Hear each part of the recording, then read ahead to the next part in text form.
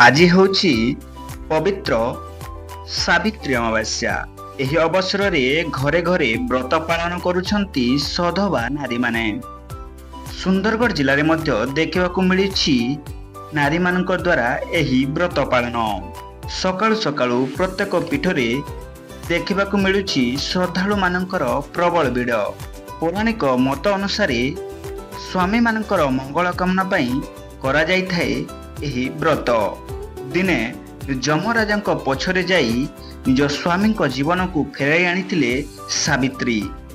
ହିନ୍ଦୁ ଶାସ୍ତ୍ରରେ ସେହି ଦିନଠାରୁ ପୌରାଣିକ କଥାକୁ ମନେ ପକାଇବା ପାଇଁ, ସ୍ୱାମୀଙ୍କ ଦୀର୍ଘାୟୁ କାମନା କରିବା ପାଇଁ ଏହି ପୂଜା କରି ଆସୁଛନ୍ତି ବିବାହିତ ମହିଳାମାନେ। ସକାଳୁ ପୂଜାର୍ଚ୍ଚନା ପାଇଁ ଜିଲ୍ଲାର ପ୍ରତ୍ୟେକ ଅଞ୍ଚଳରେ ଶ୍ରଦ୍ଧାଳୁମାନଙ୍କର ଭିଡ଼ ଲାଗି ରହିଥିବା ଦେଖିବାକୁ ମିଳିଥିଲା। ହାତରେ ଭୋଗ ଓ ମନରେ ଉତ୍ସାହ ନେଇ ସଧବା ନାରୀମାନେ ଯାଉଥିବା ବେଳେ ଆମ୍ବ, କଦଳୀ, ନଡ଼ିଆ, କାଙ୍କୁଡ଼ି, ତାଳ, ଖଜୁରୀ ଆଦି ନେଇ ପୂଜା କରୁଥିବା ଦେଖିବାକୁ ମିଳିଛି।